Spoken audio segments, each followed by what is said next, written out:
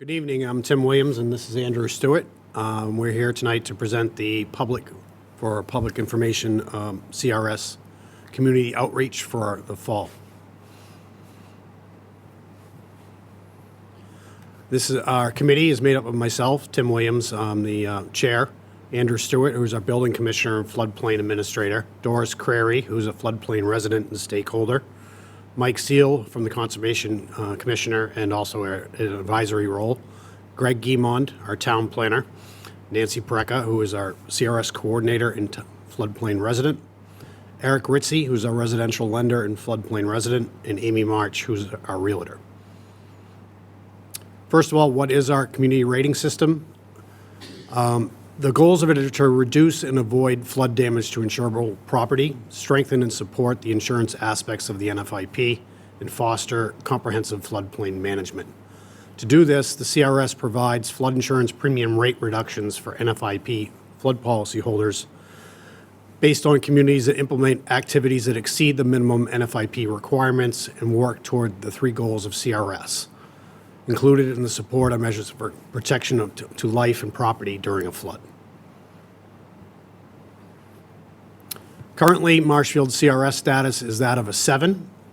Being a class 7, this provides all NFIP flood policyholders a 15% discount. So in the past, this used to be just for people that were in the special flood hazard area. They've changed the rules, and this now is that for any town resident that wishes to purchase an NFIP flood policy, they would receive a 15% discount. Marshfield in the 90s was as high as a 20. We are very close in our next audit review to achieving a class 6, which we hope to do, which would give residents a 20% discount on their flood policies. Tonight's presentation will be discussing Know Your Flood Hazards, insuring your property for flood, protecting people from flood hazards, protecting your property from flood hazards. Andrew will go over building responsibly and what the new code laws entail. We'll talk about the natural floodplain functions and the open space that is within Marshfield, the importance of drainage system maintenance, storm documentation before and after a storm, and we'll talk a little bit about flood infrastructure management. The first topic is Know Your Flood Hazards. So most of the damage that happens in Marshfield, all our residents pretty much know this, but most of the damage comes from our nor'easters during the winter, which we're heading up soon. Hurricanes do last for hours, but our nor'easters can tend to last for days and several tide cycles. So we ask before a storm threatens, know your flood risk. You can find out your flood risk by checking out our flood maps. They're located on the websites that are on these slides. You can find them on marshfieldmass.gov. Under the building department, Ventress Library, and the planning department has flood risk information if you want to stop by. We also ask you that you contact your insurance agent. They'll have plenty of information for you as well. 40% of Marshfield is in a special flood hazard area. That means that if you have a loan, that they're going to require you to have flood insurance. So those would be your A and your V zones. The special flood hazard areas VE, AE, AO, and A. In these zones, the flood insurance is required if you have a federally backed mortgage. Currently, Marshfield has 186 repetitive loss properties. 87 of these are what we call severe repetitive losses. These would be properties that have had multiple flood losses over the life of the history. 175 of these properties are single-family residentials, 2 are multifamily residential, and 9 are commercial, non-residential retail office spaces. We have a map with a general area where you can see where most of the flooding occurs in the different areas. We can provide you that map or reach out to Andrew if you have any concerns. Marshfield does have other areas, and we're seeing this more and more with the frequency of rainstorms. The areas, 40% of the floods come from outside of the special flood hazard area. And if you watch any of the news and the storms, these storms are going inland farther. They're also providing higher amounts of rain. And if you're in a low-lying area, it may be wise to look at getting flood insurance. I'm going to have Andrew talk a little bit about the map information service. Sure, thanks, Tim. As Tim mentioned, my name is Andrew Stewart. I'm the building commissioner and also the floodplain administrator for the town of Marshfield. So there's many ways to find out whether or not you are in a flood hazard area, what your level of flood hazard is. But the easiest way is to come right down to the building department. We do have a public computer where we can show you how to use the maps that we have available on the town website and let you know exactly what they mean and how to interpret them. So we also have all of the paper maps that are handed out by FEMA and can explain exactly what those paper maps and the FEMA maps have. A lot of the important information to find out from them is whether or not you are in a special flood hazard area or whether or not your structure specifically is in a special flood hazard area.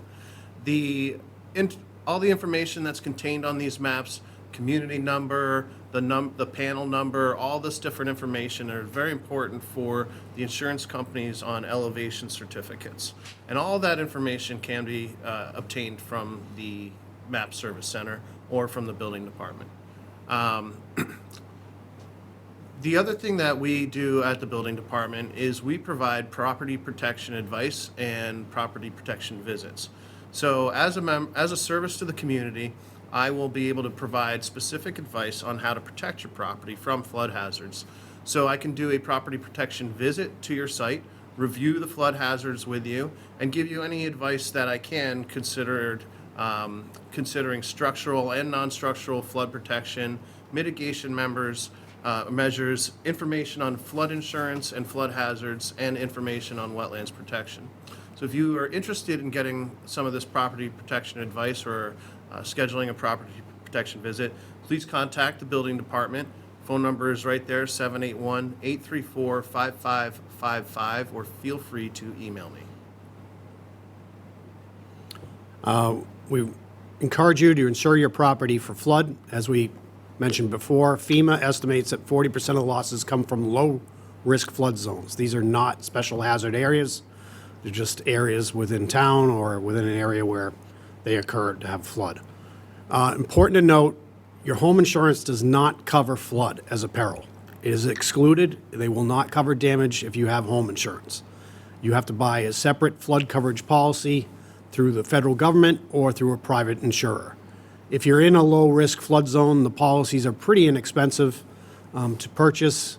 And if you're a renter, you can just have contents only. You can just make sure your contents within the place you're renting are covered.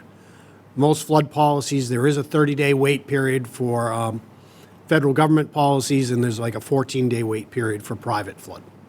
Important to know that don't rely on disaster assistance. During Hurricane Harvey in Texas, the average payouts were $106,000 for flood insurance. And if you didn't have any, the disaster payouts were about $6,000. Important to note to keep receipts on anything that you purchase, and what you have in your home, because you'll need to show those items when you're going through an insurance settlement. Choosing your deductibles, research with your mortgage companies to decide what you want to have for a deductible. For flood insurance, it's always better to have a little bit higher of a deductible, in my opinion. Just make sure that your lender's okay with the higher deductible.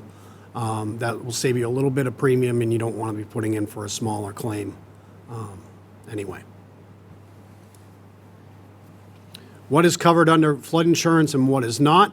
We'll go over what is covered under the building property, what is covered under personal property, and things that aren't covered at all. Next slide, please. Insure your property for flood. Under building property coverage, you'll find that the foundation walls, the anchorage system, staircases attached to the building, air conditioners, drywall for the walls and ceilings in basement only, non-flammable insulation in your basements, electrical outlets, switches, circuit breaker boxes, fuel tanks, energy equipment, water well tanks and pumps, furnaces, water heaters, heat pumps, and sump pumps are all considered building coverage. For personal property, your washers and dryers, food freezers, portable window air conditioners. These are the things that are going to be covered under your personal property, along with your contents like, beds and clothes and things of that nature. What is not covered under the building property or personal property coverage, moisture, mildew, and mold are not covered under the flood policies. They do cover it for cleanup, so note that. They don't cover things like your stock certificates or cash or precious metals. Property and belongings outside, trees, plants, landscaping, none of that is covered. Walks, decks, patios are not going to be covered under there as well. So your decks aren't covered by this. Seawalls in this area would not be covered. Swimming pools are not covered. They're just not part of the flood insurance policies. Living expenses for temporary housing are not covered under the federal program. Some private flood carriers do offer loss of use. So they do have a portion, whereas if your home were damaged by flood, you can get some rent assistance under the private flood policies if you choose to go that way. I'd encourage you to reach out to your agent about that. And cars and things like that aren't going to be covered under a flood insurance policy. Typically, they're be covered under your auto. Flood insurance can be relatively cheap. The average cost of a flood insurance policy in Mass is at $1,085.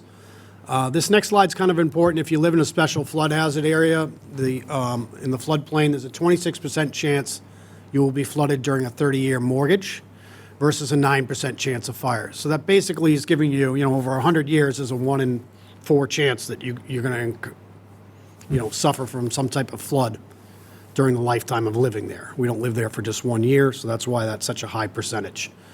25, as I said earlier, 25 to 40% of the flood claims come from the low-risk zones. Flood policies are available in the low risk. They're relatively inexpensive. They're anywhere from, this says $500 a year. Some are as low as $300. Others will be $600, $700, depending on what you're tailoring for coverage and needs. Again, just reach out to your agent to go through that. The CRS and the realtors locally all have guides and can help you out with this as well. Next, we just want to have people protect their hazards, protect people from their hazard. So we'll have different things on here to reach out to the town's CRS website, the building commissioner for advice, ideas on how to retrofit your home, listen to the emergency instructions, monitor storm reports on the radio and TV, refill your prescriptions before a storm, and make sure you have those items intact. And Tim, if I can, real quick, I just want to mention that the resources that are mentioned on this slide, the FEMA manuals, the homeowner's guide to retrofitting, the building department has copies of all of these guides. We have different guides to help you prepare for emergencies, and we have them all at the building department and copies at the library for you. Great. Another thing you want to do to protect people from hazards, check things like battery-powered equipment and extra, and buy extra batteries for flashlights and other items. You want to make sure your car is fueled so that you can get out of there if you need to. If you want, really is a great idea to prevent flying glass, to board up your windows or protect them with storm shutters. And you want to bring your outdoor possessions inside or tie them down securely. Not only could you lose them or they become damaged, but they could also become damage that could damage somebody else's property as well. If you're going to need to get to a shelter, you're going to have to make arrangements beforehand because not all the shelters will be able to have pets. You want to create a shelter prep kit. Even if you're going to the shelter, you're going to want to take these items with you. You're going to want to take medications, glasses, infant needs, or dietary foods if you need that. Maybe some folding chairs and blankets, some games to stay entertained. You want to have your license or your other ID with you. Insurance policy and other important documents are important to keep. And then any special medical information. It's important to note that alcohol and weapons and drugs of any kind are not allowed in shelters, and you want to follow the instruction of the shelter workers. Stay in the shelter until the local authorities tell you it's safe to return home. And as I said earlier, pets are allowed as long as cages are provided, but you want to make sure that your pets are going to be safe, and you need to be able to prepare for that as well. If there's an emergency, you're going to be notified by one or more of the following signals. We have a reverse 911 call that's going to come out from the Emergency Operations Center in the town. We'll be sending out notifications on your television and radio, and we'll be doing notifications by town or other local news sites. Our emergency information is going to be broadcast on 95.9 FM WATD and also 99.1 FM WPLM. So you want to make sure that you're paying attention during these storms for these reverse 911 calls. You want to listen to your radio and see if there are any information about evacuation or emergency instructions. You want to learn things like your children's school or their daycare center, work site's emergency plans. You want to know what your community's evacuation routes are. It's especially important in low-lying areas where flooding could make roads impassable. You want to decide on an alternate location to meet if an emergency happens while your family is away from home and cannot return. The shelter will be the Furnace Brook Middle School in Marshfield. And you also want to post all your emergency plans and phone numbers at home and work in your cell phone. When we're protecting people from hazard, emergency information and instructions are going to be given to you from these various ways that we've demonstrated tonight. You'll be advised of any actions that you're going to be directed to for your protection and safety. And after you've been alerted, make sure you turn in your radio to one of the following emergency broadcasts. Have a list of emergency numbers and identify the safe place that you're going to be going. And also, go to the Red Cross's website as well at www.redcross.org. They've got excellent information about preparing your home, and your family for a disaster.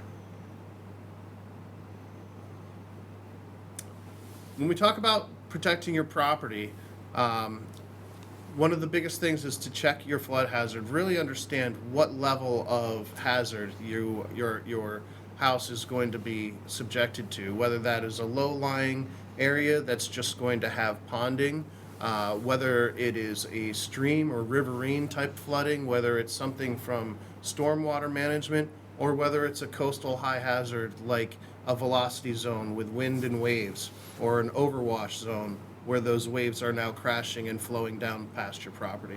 You want to be aware of what that hazard is so that you can properly prepare for it. Keep all your insurance documents in a safe place. Keep them digitally. Board up the windows, as we said. And then the way to ultimately know what these hazards are to become familiar with the maps as I described them before. You want to go to marshfield-ma.gov, search for GIS maps on the website page, or use the drop-down menu at the top. When you are searching for your property, you just use the Find tab and type in your street name and street number. There will be a drop-down menu on the far right that is called Layers. You can identify your flood zone, you can identify what the elevations are on your property, and you can also identify whether or not your property is in a repetitive loss area by clicking the Repetitive Loss tab. A really important thing about protecting your property, if you do have to evacuate your house, you want to know how to shut off your electricity and the gas to your house for when a flood does come. You want to move hazardous materials out of basements, sheds, or other areas that may be flooded so that they don't create a potential hazard. And ultimately, the best way to protect your property in a flood zone is to elevate your building on a flood-proofed foundation. So this is something that I highly encourage our residents in town to do, and am available to meet with anybody interested in doing this important modification to your home. When you're preparing for a storm, as we are saying, you really want to make a household inventory of your contents. Collect and put your cleaning supplies, camera, waterproof boots in a handy place, somewhere that you can grab them and get out. And again, the other thing is, for preparing for a storm, you also want to prepare for what comes after. So you want to get a copy of Repairing Your Flooded Home. We have copies of these at the Public Works Department. It can be found on the Red Cross website, and we have copies of these at the Building Department. Here's an example of an emergency checklist. You have all these different items that are helpful in a type of an emergency. We make water, a flashlight, first aid kit, batteries. These are really important things. Personal hygiene items, towels, very important items in a case of an emergency. Next thing we're going to talk about is building responsibly, and this kind of goes back to what I was speaking about with protecting your property. So all properties that are located in a special flood hazard area, a Zone A or a Zone V on the flood insurance rate map, are subject to these regulations. Really, before you do any type of development in Marshfield, but specifically in a flood zone, you really want to contact the building department and speak with myself or my staff to understand what the process is for doing what kind of building or development you want to in a flood zone. There's a lot of different boards, commissions, and permits that need to be acquired in order to do this work, including the zoning, possibly the Zoning Board of Appeals and the Board of Health. For construction standards in a flood zone, there's a couple of different levels that you have to go for either elevating an existing house or building a new one. FEMA gives you a basic flood elevation. It's called the base flood elevation, or the BFE. And all buildings then take that base flood elevation and modify it to the design flood elevation. In Massachusetts, the building code has added historically 1 foot to all A zones and 2 feet to all V zones.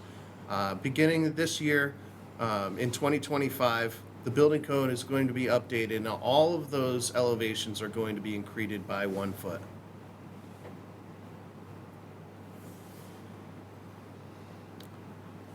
So development activities, not just building, but all development activities are subject to regulations.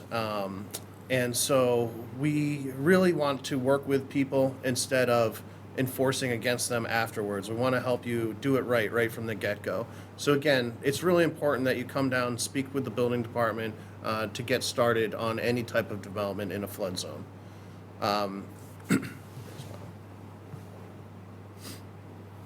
So there's a couple of terms which are really important to understand when building in a flood zone.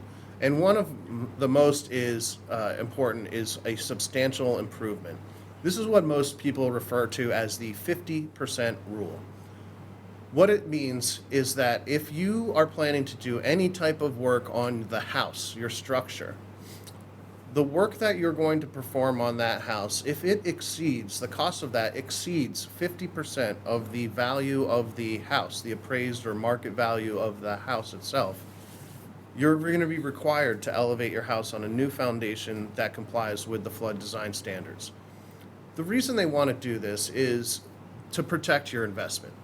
You don't want to go spending hundreds and thousands of dollars on an interior remodel just for it to be wiped out in a flood the next year. So the idea is to protect your investment on a flood-proofed foundation before you start to make these really great improvements to your house. I encourage improvements to the house. I want everybody to do it safely and responsibly, and the best way to do this is to elevate your house if you're in a flood zone. So that is what a substantial improvement is. We also have what's called substantial damage. Substantial damage is essentially any damage that happens to a house in a flood zone, the cost of which to repair is going to exceed the 50% value of the structure as it's assessed or appraised. So it's very important to understand what the appraisal is of your house, especially going into a storm, and especially to understand that if your house is at risk in one of these areas, it is something to look at as far as elevating the house or flood-proofing it prior to doing any other work. Now, not complying with the floodplain bylaw, not building in compliance, it can result in extremely expensive flood insurance rates. It can result in not having a certificate of occupancy. It could even result, if you have an NFIP policy, of FEMA revoking your flood insurance. So another thing we're going to talk about tonight is the natural floodplain function of flood zones. So we have beautiful resource areas all throughout Marshfield. We've got rivers, we've got tidal marshes, all sorts of wonderful wetlands resource areas that function as buffer zones to our development. They retain the floodwaters when they come in. They help the floodwaters drain out. So it's important for us to protect them. So some of the things that they need to recognize is that boaters should not speed while they're traveling on the local rivers and creeks, because this causes erosion to the marsh banks. The more erosion we have, the less vegetation we have in these wetlands areas, the more inefficient they are going to be at functioning to protect us. Wrexham beachgoers should always be careful to only travel on the designated pathways through the dunes. The dunes are extremely fragile, and we don't want them to erode away. They give us vital protection from overwash and waves throughout town in these really significant areas. Walking on any of that dune vegetation weakens it, and also we've got piping plovers and all sorts of other wildlife that live in these dunes. Another important thing with the floodplain function is to pump your septic system. If you have a septic system in a flood zone, it's recommended that you pump your septic system at least once a year to keep it functioning properly and prevent pollution to local marshlands and waterways, especially in the case of a flood. Drain system maintenance is another topic that we have. The streams, channels, catch basins, detention, retention basins can lose their carrying capacities as a result of dumping debris, sedimentation, or growth of vegetation. Our Department of Public Works does a great job at doing this. If you see any of these, contact the Department of Public Works or try and clear it, if it's simple enough, clear them out. But we just want you to, if they have these issues, to contact the DPW. Their number is 781-834-5575. And we just encourage you to keep those things clean. Storm documentation. Even if a claim is not filed, you should document the storm damage to your area, to your property or your area. Being able to take photos and descriptions helps the town from public assistance. It also helps, sometimes the Army Corps of Engineers comes up and asks neighbors or people for information with flooding to find out what they can do better from an infrastructure standpoint for the storm documentation. It's also good for you, too, in case you do have to have a claim. If you have photos and everything, you might not know what you lost or there's contents in there. So, go around with a video camera and record what was there so you have that information. What to do after a storm, we ask you to, listen to the local officials for updates and instructions. Photograph the damage to your property to assist in filing an insurance claim. I didn't tell you to also contact your insurance agent. Go to your phone that we discussed earlier to get those documents for your insurance policies so you know where to call, who to call, what policy numbers that you have. Use the text and social media to check in with friends and family. Obviously, watch out for debris and down power lines, and stay out of damaged buildings and homes until local authorities say it's safe to come back. Make an inventory of your valuables. Create a household emergency plan and emergency kit. Have the copy of your insurance policy and contact information on hand. Avoid walking or driving through flood waters. We've seen that here in Marshfield and Situate with down lines and things like that. It's extremely dangerous. Try and turn off your gas and electricity if it's easy enough from the main switches to avoid a fire, and remain in the upper portion of your home or find higher ground. Return only when you've been given the all clear from officials. Boil water for drinking and food prep until authorities say otherwise. Avoid down the power lines and standing water, and take pictures of the damaged items and properties and contact your insurance agent. Our flood infrastructure is critical to protecting our community in flooding. You can help continue to protect our infrastructure. If you see the drainage clogs, we ask you to call the Department of Public Works to have it cleaned. If you live on or near a seawall, call the DPW if you see cracks or deterioration. Prior to any storm, take the photographs of your property for documentation of the pre-storm conditions. And I'll take this opportunity, Tim, real quick, to say regarding our seawalls, please do not bolt or screw anything to the seawalls, as this can cause cracks and cause things. It is also a violation of our town's bylaws to do I think that. you're going to see that on the next slide. Oh, sorry. No, it's okay. I'm pretty sure it's there. Here we go. There we go. Avoid putting hard concrete patios and structures against the seawall. So this is one of the reasons that there's a floodplain permit that we'll be talking about in a little bit. Andrew mentioned not to, bolt structures to the seawall unless it's approved by the town or the town's doing it. These all help contribute to keep the community safe, and we ask you to consider purchasing flood insurance. Here's some of our resources and list of contacts and websites. Up here is the Marshfield Building Department, the Marshfield Planning Department, the CRS Coordinator's Office, our town website. Within there, you can click on the CRS and get all the information that you need.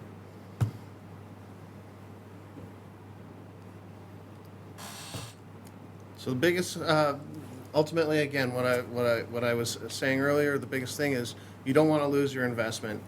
You want to protect your investment. Your biggest investment is your home. So get in flood insurance now before the storm. And thank you very much.